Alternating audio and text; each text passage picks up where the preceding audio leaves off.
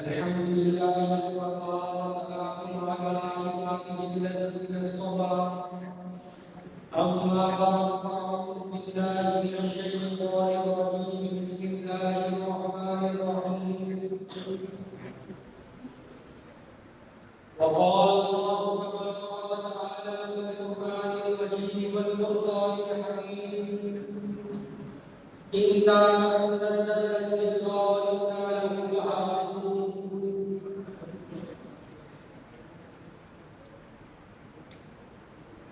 أما بعد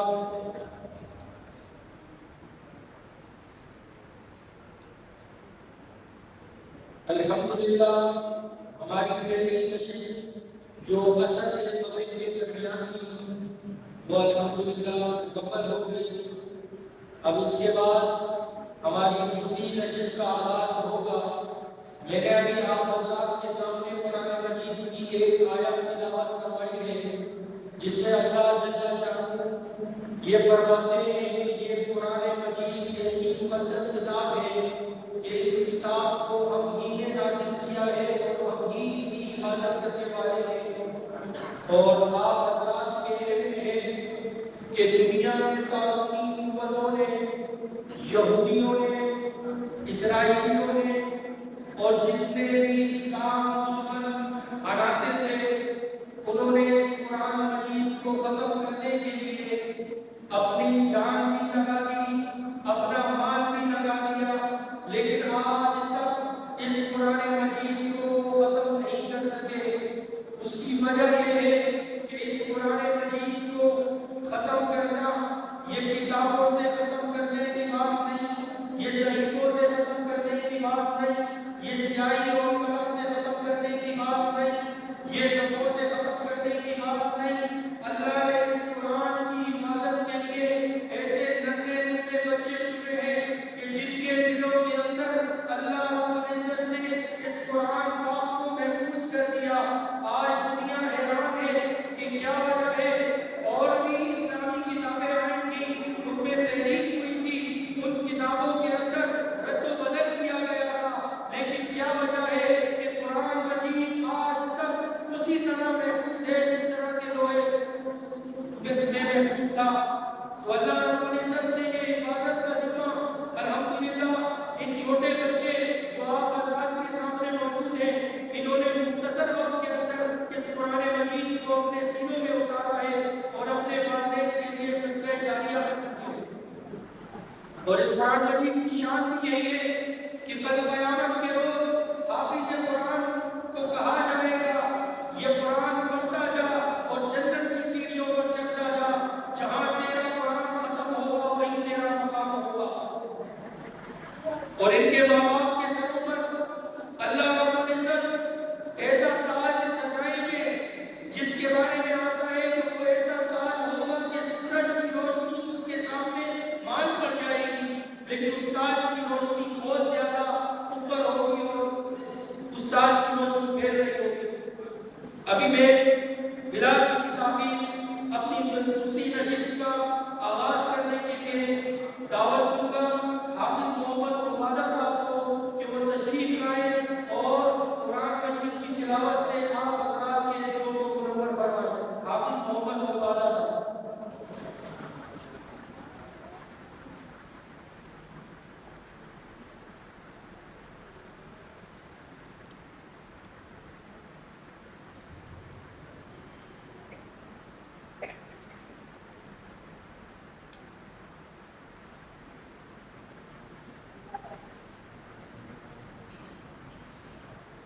أعوذ بالله من الشيطان الرجيم. بسم الله الرحمن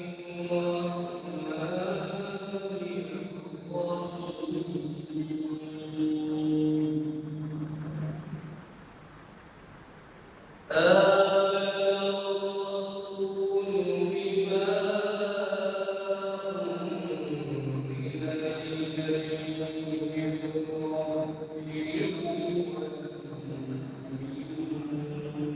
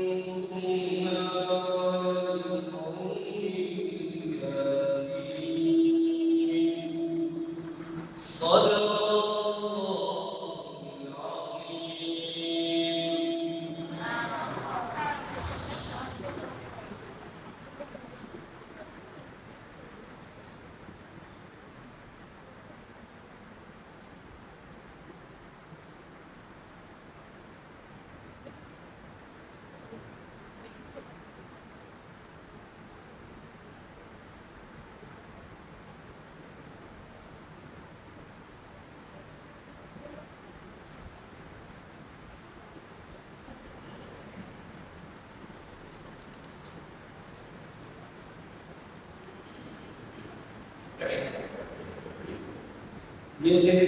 हाफिज मोहम्मद अब्बास साहब और ये आपने काम के जरिए हमारे दिलों को मजबूत फरमा रहे हैं। अब मैं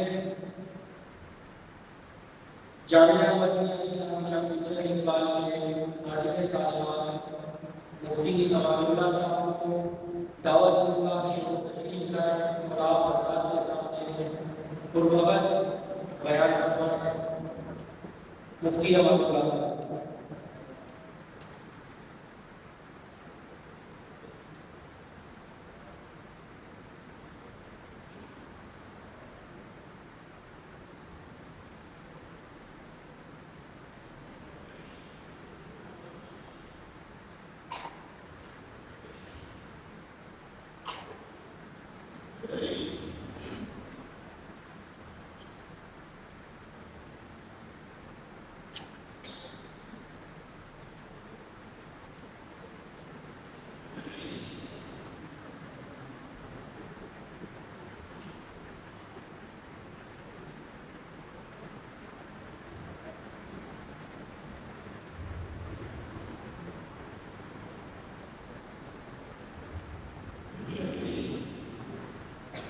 أعوذ بالله من الشيطان الرجيم.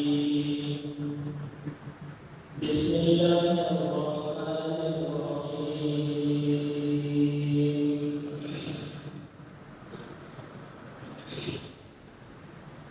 رب اشرح لي صدري ويسر لي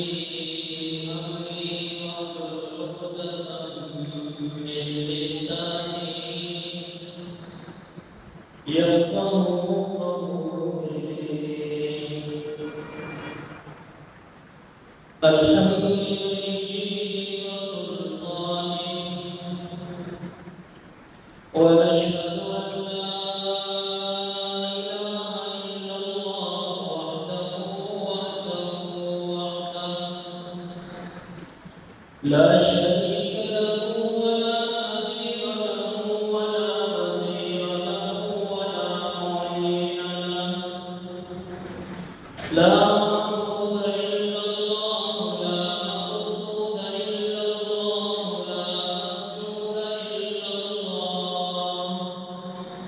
لا خالق إلا الله لا مالك إلا الله لا رازق إلا الله لا إله إلا الله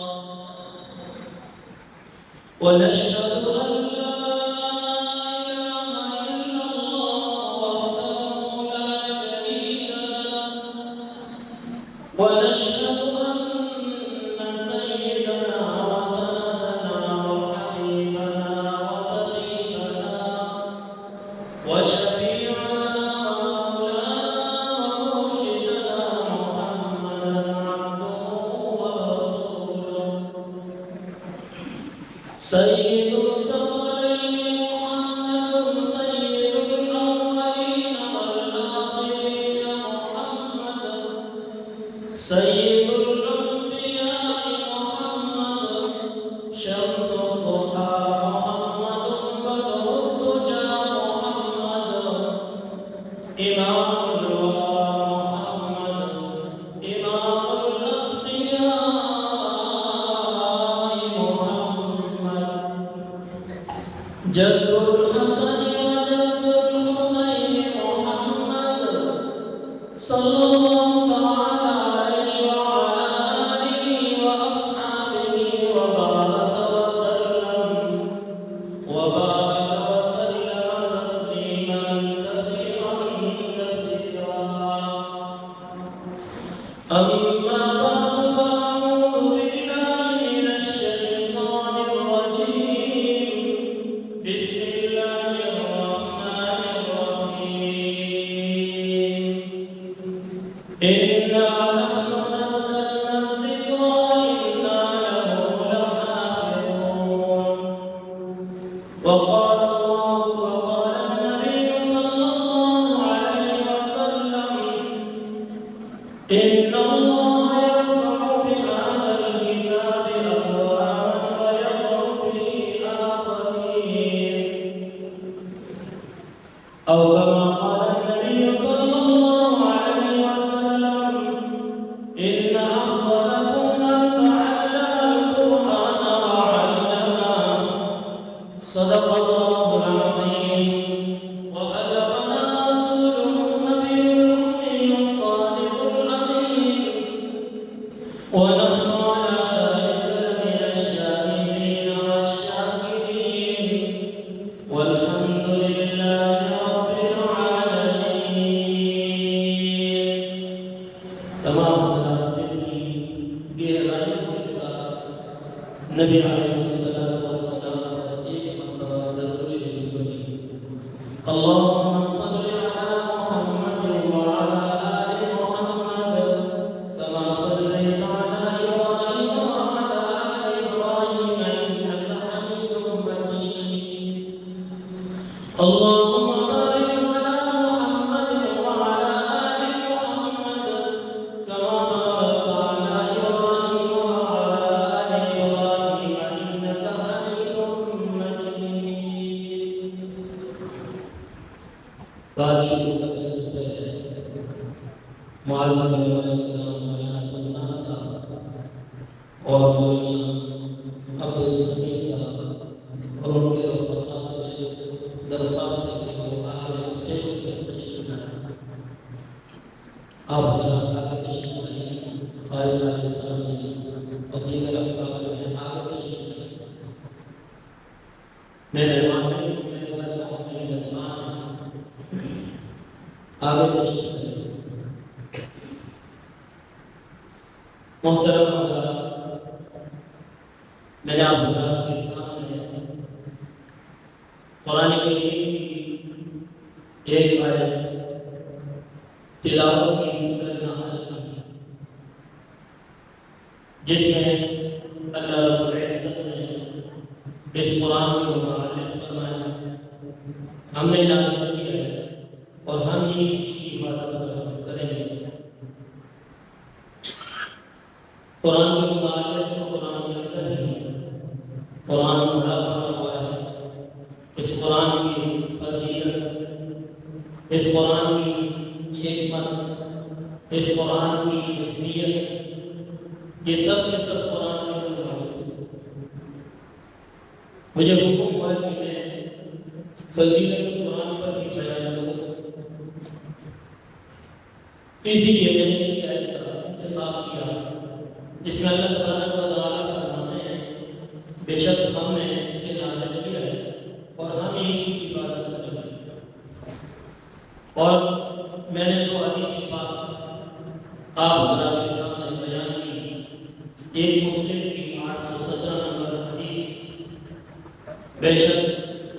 نبی کریم صلی اللہ علیہ وسلم نے فرمایا کہ بے شک اللہ تبارک و تعالیٰ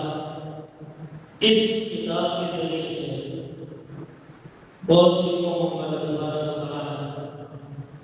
اوپر کی طرف مرتبے کی طرف اللہ تبارک و تعالیٰ اٹھاتے ہیں، اور جو اس کو چھوڑتے ہیں، اس سے روگردانی کرتے ہیں، اللہ ان کو گراتے ہیں، اللہ ان کو نیچے لاتے ہیں۔ اسی طرح دوسری حدیث ہے، بخاری شریف کی حدیث ہے، فرمایا تم میں بہترین افضل یا بہترین لوگ ہیں جو قرآن سیکھتے ہیں، سکھاتے ہیں۔ قرآن سے میں نے آیت پڑھی جس میں اللہ تبارک و تعالیٰ نے اس قرآن کی اہمیت کو بیان کیا، اللہ نے اس کی حفاظت کیسے کی۔ پچھلے احوال کو دیکھیے، نبی علیہ السلام پر اترا، آپ صلی اللہ علیہ وسلم کے بعد یہی قرآن کریم آپ صلی اللہ علیہ وسلم نے صحابہ کی جماعت پر محنت کی، صحابہ نے اس قرآن کو محفوظ کیا۔ وہ کس طرح کیا؟ اپنے سینے میں محفوظ کیا۔ صحابہ کرام نے اس کو پتھروں پہ محفوظ کیا، صحابہ کرام نے اس کو ورقوں پر محفوظ کیا، پتوں پر محفوظ کیا، ہر طرح سے اسے محفوظ کرنے کے ساتھ آپ کی جماعت آئی، تبع تابعین، ائمہ سلف صالحین، اللہ تبارک و تعالیٰ نے اس کو قرآنی کتابی شکل میں اس کو محفوظ کیا۔ لیکن دوسری طرف دیکھیے، دشمن بھی ساتھ لگا ہوا ہے، دشمن بھی مقابلہ کر رہا ہے، دشمن بھی اس کو مٹانے کی کوشش کر رہا ہے۔ اللہ تبارک و تعالیٰ نے دشمن میں جتنی بھی چالیں چلی، اللہ تبارک و تعالیٰ نے اسے ناکام کیا اور مسلمانوں کو اللہ نے کامیاب کیا۔ دیکھیے عثمانی دور تک اور خلافت عثمانیہ کے آخری دور تک اللہ تبارک و تعالیٰ نے اس قرآن کی بھی اور اسی طرح مسلمانوں کی بھی مقدس مقامات کی بھی ہر طرح کی حفاظت فرمائی۔ لیکن خلافت عثمانیہ کے آخری دور میں جب مسلمان آپس میں دستوں کے رباں ہو گئے، جب مسلمانوں نے قرآنی احکامات کو چھوڑ دیا، جب مسلمانوں نے قرآن سے روگردانی کر دی، جب مسلمانوں کے اندر غدار ہو گئے، مسلمانوں کے اندر منافق پیدا ہو گئے، مسلمانوں کے اندر عیسائیوں کی چاپلوسی کرنے والے پیدا ہو گئے، مسلمانوں کے اندر یہودیوں سے محبت کرنے والے پیدا ہو گئے، مسلمانوں کے اندر منافق پیدا ہو گئے، مسلمانوں کے اندر مال و دولت کی محبت آ گئی، حب الدنیا و کراہیۃ الموت والی صورت آ گئی۔ اللہ تبارک و تعالیٰ نے قرآن کو اپنی طرف لیا، اور اسی طرح قرآن کی حفاظت اللہ نے کی تھی، اللہ نے۔ لیکن مسلمان کی تعریف بڑی ہے، خلافت عثمانیہ کا آخری دور ہے اور مسلمان زوال کی طرف آ رہے ہیں۔ مسلمان نے جب قرآن سے تعلق توڑا، مسلمان نے جب قرآن سے تعلق توڑنے کے ساتھ خیر کے ساتھ جوڑا، تو اللہ تبارک و تعالیٰ نے اس پر آزمائش ڈالی، اس سے حکومت چھینی، اس سے سلطنت چھینی، اس سے عزت چھینی، اس سے مرتبہ چھینا، اس سے ملکیت چھینی، اس سے اللہ تبارک و تعالیٰ نے سب کچھ چھین لیا۔ وجہ یہ تھی کہ قرآن سے تعلق جب ٹوٹا،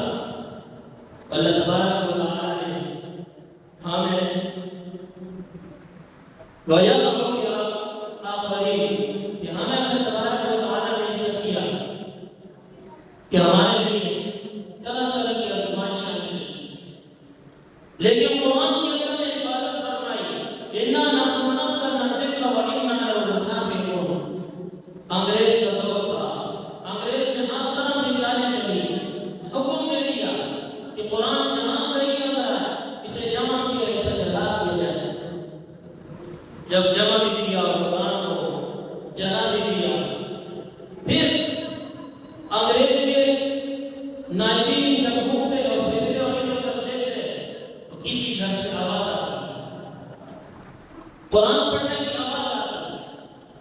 اور جب معلومات کی تفتیش کی تو پتہ چلا کہ یہ تو معاملہ ہی الٹا ہے.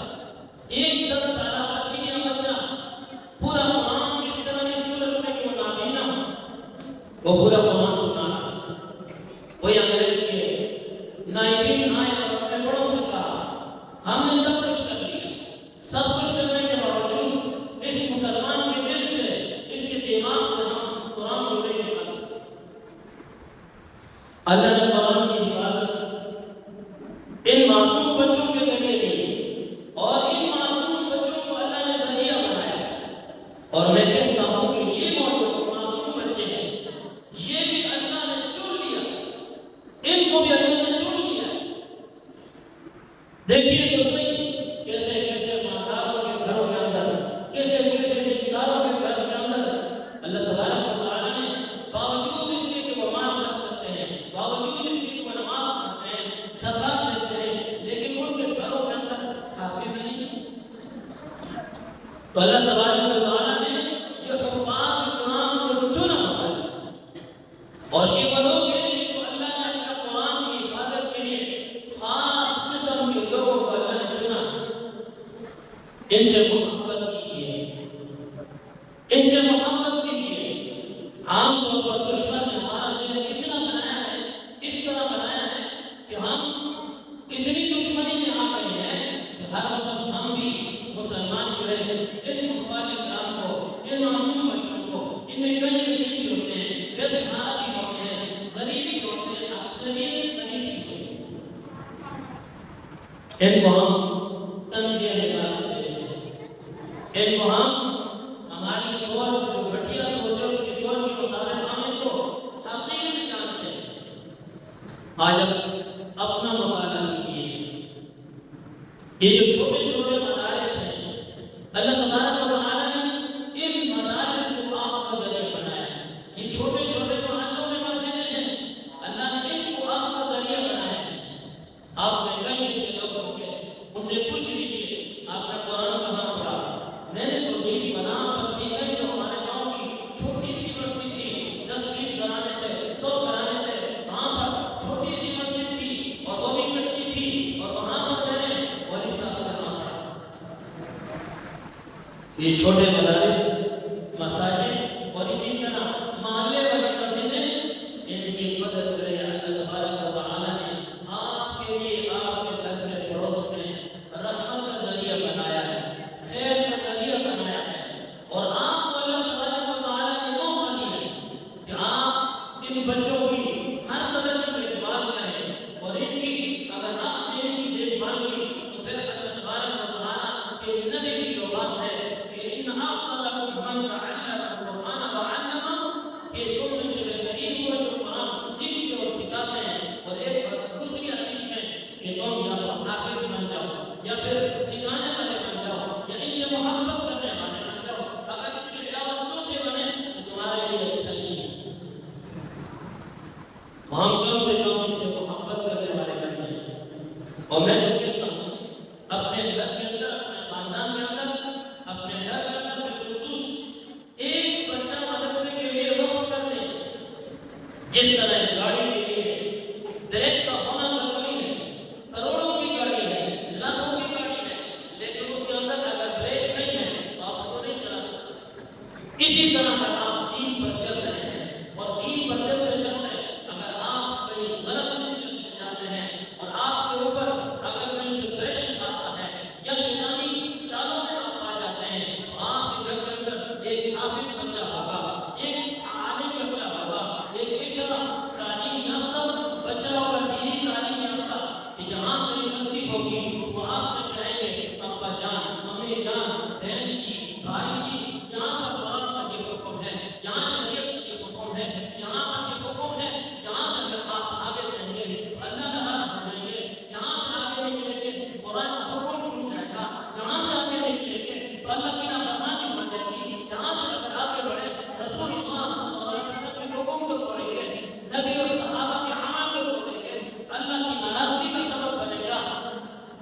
اسی لیے ضروری ہے آپ اپنے گھر میں ایک بچہ ضرور حافظ عالم بنائیں، خاندان کے اندر ایک بچہ حافظ عالم ضرور بنائیں، تاکہ جس طرح ہمیں گاڑی کو سنبھالنے کے لیے ایک بریک کی ضرورت اور مضبوط بریک کی ضرورت ہے، اسی طرح ہمیں اپنے خاندان کو، اپنے گھر کو، اپنے اڑوس پڑوس کو سنبھالنے کے لیے اسی طرح کی ہمیں ضرورت ہے۔ اسی طرح حافظ ہو، عالم ہو، یہ قرآن بڑی عظمتوں والا ہے، قرآن بڑی برکتوں والا ہے، اس کی برکات، اس کی بڑی عجیب برکات ہیں۔ ان کے متعلق حکماء نے لکھا ہے جو قرآن سے تعلق جوڑتا ہے تو یہ کتاب اسے آسمانوں تک پہنچاتی ہے، اور فرمایا بلندیوں تک پہنچا دیتی ہے، اور فرمایا جو اس تعلق توڑتا ہے تو اس کو پستی کی طرف لے جاتی ہے۔ اور اسی طرح یہ بھی لکھا ہے کہ دو لوگ خوش نصیب ہیں، ایک کے متعلق فرمایا جس شخص کو اللہ تبارک و تعالیٰ نے قرآن کی دولت عطا فرمائی، قرآن کی نعمت عطا فرمائی، اور وہ اس کے مطابق زندگی گزارتا ہے، اسے پڑھتا ہے، عملی زندگی میں جاتا ہے، اس کے احکامات پر عمل کرتا ہے، تو فرمایا ایک یہ خوش نصیب ہے۔ دوسرا فرمایا وہ مالدار شخص جس اللہ تبارک و تعالیٰ نے مال دیا ہے اور وہ ہر وقت اس فکر میں رہتا ہے کہ یہ میرا مال اللہ کی راہ میں خرچ ہو جائے، میرے مال سے خیر کے کام میں خرچ ہو جائے، فرمایا یہ دو لوگ خوش نصیب۔ تو ہمیں بھی چاہیے کہ ہم اپنے گھروں میں قرآن کا ماحول بنائیں، اور قرآن کا ماحول اور قرآن سے محبت یہ ہماری دنیاوی مشکلاتوں کو، دنیاوی رکاوٹوں کو، دنیاوی پریشانیوں کو دور کرنے کا ہے اس کے ذریعے سے۔ اور قرآن کی محبت جب آتی ہے، قرآن سے کیوں لگاتا ہے انسان، قرآن سے تعلق جوڑتا ہے، اللہ تبارک و تعالیٰ حدیث پاک میں آتا ہے کہ اس میں جہاں پر قرآن پڑھا جاتا ہے وہاں پر رحمت کے فرشتوں کا نزول ہوتا ہے۔ ہمیں قرآن سے تعلق جوڑنے کی ضرورت ہے۔ ایک موقع پر صحابہ کرام بیٹھے ہیں اور آپس میں بات کر رہے ہیں، وہ قرآن سیکھ رہے ہیں اور ایک دوسرے کو سکھا رہے ہیں۔ آپ صلی اللہ علیہ وسلم کا وہاں سے گزر رہا،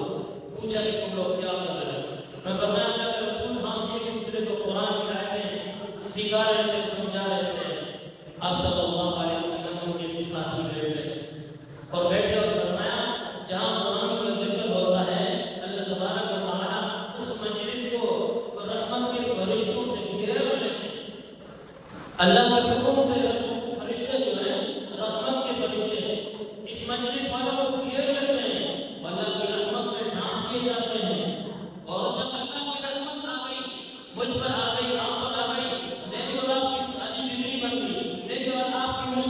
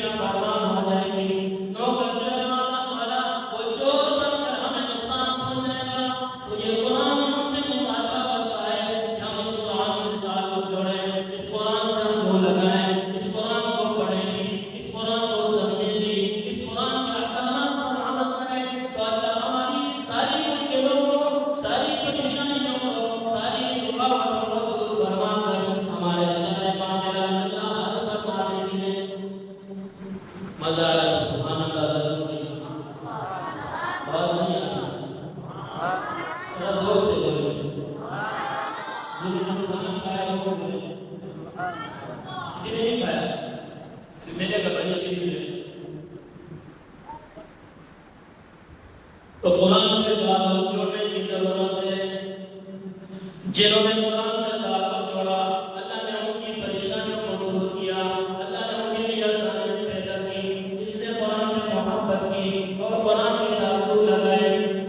تو اللہ نے ان کے لیے معاملات آسان کر دیے۔ حضرت تھانوی رحمۃ اللہ علیہ کے خلیفہ گزرے ہیں اور یہ واقعہ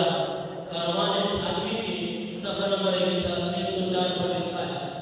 ان کا نام ہے مولانا اسحاق بدوانی یا بردوانی ہے، لفظ کیا ہے؟ یہ عالم تھے، تدریس کرتے تھے، نحوی بھی پڑھاتے تھے، صرف بھی پڑھاتے تھے، بڑی بڑی کتب پڑھاتے تھے۔ دوران تدریس سے کچھ شوق پیدا ہوا، حافظ نہیں کہ مجھے قرآن حفظ کرنا چاہیے۔ تو جب قرآن کی محبت میں قرآن میرے اندر بیٹھ گیا اور شوق بھی پیدا ہو گیا اور درس و تدریس بھی کر رہے ہیں، اللہ سے مانگا کہ اللہ میرے دل کا ارمان ہے، میری چاہت ہے میں حافظ قرآن بن جاؤں۔ کاروان تھانوی میں لکھا ہے قرآن کریم کو حفظ کرنے کا ارادہ کیا، بسم اللہ پڑھی اور پڑھنا شروع کیا، حفظ کرنا شروع کیا۔ 7 دن 4 گھنٹوں کے اندر پورا کا پورا قرآن حفظ مکمل کر لیا۔ 7 دن 4 گھنٹوں کے اندر انہوں نے قرآن مکمل کر لیا۔ آج وہ یہ سمجھتا کہ میں سفید ریش ہوں، میں بڑی عمر والا ہوں، میں قرآن حفظ نہیں کر سکتا ہوں، اس سے کوئی نہیں۔ آپ طلب لے کر آئیں اور طلب کے ساتھ میں بتاتا رہتا ہوں، طلب کے ساتھ آپ یہ کریں ساتھ ساتھ کہ روزانہ ایک آیت یاد کرنا شروع کریں۔ 6666 آیتیں ہیں، روزانہ ایک آیت آپ پڑھنا شروع کر دیں، ہر نماز کے بعد 10 مرتبہ پڑھیں۔ اللہ آپ کے سینے کو کھول دیں گے، اللہ آپ کے دماغ کو کھول دیں گے، یا تو آپ حافظ بن جائیں گے یا تو کم از کم اگر آپ دنیا سے چلے گئے تو فقہائے کرام میں لکھا ہے یا اسی طرح حدیث پاک میں بھی ہے، شہیدوں کی قسموں میں لکھا ہے کہ وہ جو علم حاصل کرنے کی نیت سے چلا اور راستے میں ہی انتقال کر گیا تو یہ شہید قسم ہے۔ حافظ بن جائے گا یہ شہید ہوگا، لیکن روزانہ اگر ایک آیت 2 آیت روزانہ اس کو ہر نماز کے بعد 10 مرتبہ پڑھنا شروع کر دیں، 5 مرتبہ پڑھنا شروع کر دیں، 200 آیت ہو گئی، 300 آیت ہو گئی، اسی طرح سورہ یاسین یاد ہو گئی، سورہ ملک یاد ہو گئی، ہم قرآن کے کچھ حصے کے تو حافظ بن گئے۔ اور اگر اسی طرح موت آ گئی تو اللہ کے ہاں ہم قرآن پڑھتے پڑھتے حضرت عثمان کی معیت میں ہم پڑے ہوں گے، صاحب قرآن۔ اور عشق قرآن سے عشق حضرت عثمان کا دیکھیے کس طرح قرآن پڑھتے پڑھتے پڑھتے اسی پر شہید ہو گئے۔ حضرت اسحاق مولانا اسحاق صاحب نے 7 دن اور 4 گھنٹوں کے اندر قرآن پاک حفظ کر لیا۔ اسی طرح حضرت مولانا شیخ الحدیث حضرت مولانا سلیم اللہ خان صاحب دامت رحمہ اللہ تعالیٰ عنہ کے متعلق آتا ہے کہ رمضان المبارک کا مہینہ ہے، ان کے پاس کوئی حافظ نہیں ہے تو انہوں نے دن میں سپارہ یاد کرتے رات کو سناتے، 27 یا 29 دنوں میں انہوں نے قرآن پورا کا پورا حفظ کر لیا۔ مفتی رشید احمد صاحب رحمۃ اللہ علیہ جامعۃ الرشیدین کے نام سے ہے، حضرت مولانا مفتی رشید احمد لدھوانوی رحمۃ اللہ علیہ، ایک مولانا یوسف لدھوانوی ہے اور ایک مولانا مفتی رشید احمد لدھوانوی رحمۃ اللہ علیہ۔ ان کو شوق پیدا ہوا اپنے بچوں کو حفظ کرانے کا، انہوں نے اپنے بچوں کو حافظ بنایا۔ جب قرآن بچوں کو حافظ بنایا تو کمیر کے وقت ان کا خیال آیا،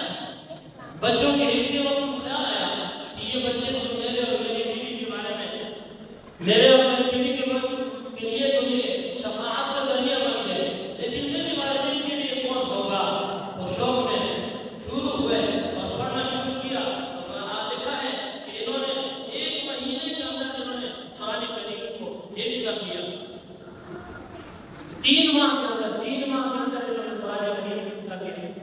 جو قرآن سے تعلق جوڑیں گے، قرآن سے محبت رکھیں گے، اللہ تبارک و تعالی ہماری زندگی آسان فرمائے۔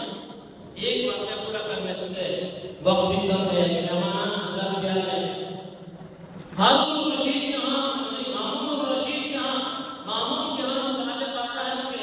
کہ وہ اپنے ہاں علمی مباحثہ کراتے تھے، تو اس میں عیسائی بھی، پادری بھی، فلاں بھی آتے تھے۔ ایک یہودی بھی، وہ بھی اسرائیل کی طرف سے وہاں پر پیش ہوا،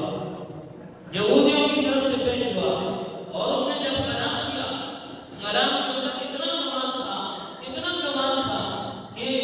ہر لفظ کے اندر ادب بھی تھا، لحاظ بھی تھا، طرح طرح کا اس کے کمال کا گفتگو کے اندر مامون اس سے بڑا متاثر ہوا۔ اسے جب فارغ ہوئے مجلس سے، اس نے اسے اپنے پاس بلایا، اور بلانے کے ساتھ ہی اس نے اسے کہا کہ جی میں آپ کو دعوت دیتا ہوں کہ آپ اسلام لے آئیں، کلمہ پڑھ لیں۔ کہنے لگا کہ میں تو اپنے آباء و اجداد کے دین کو نہیں چھوڑ سکتا ہوں۔ آئندہ سال دوبارہ علمی مذاکرہ ہوا، اور جب مذاکرہ آئندہ سال ہوا تو اس موقع پر وہی یہودی بڑی پگڑی کے ساتھ، مسلمانوں والی شان کے ساتھ آیا، اسی طرح سلیقے سے اور اسی طرح اور قرآن مسلمانوں کی طرف سے دفاع کیا اور مذاکرہ کیا۔ مامون نے پوچھا کہ یہ کیا معاملہ ہے؟ بڑا عجیب بات لکھا ہے، کہنے لگا میں ایک خاطب آدمی ہوں، میں نے تورات کے 3 نسخے لکھے، اس میں رد و بدل کر کے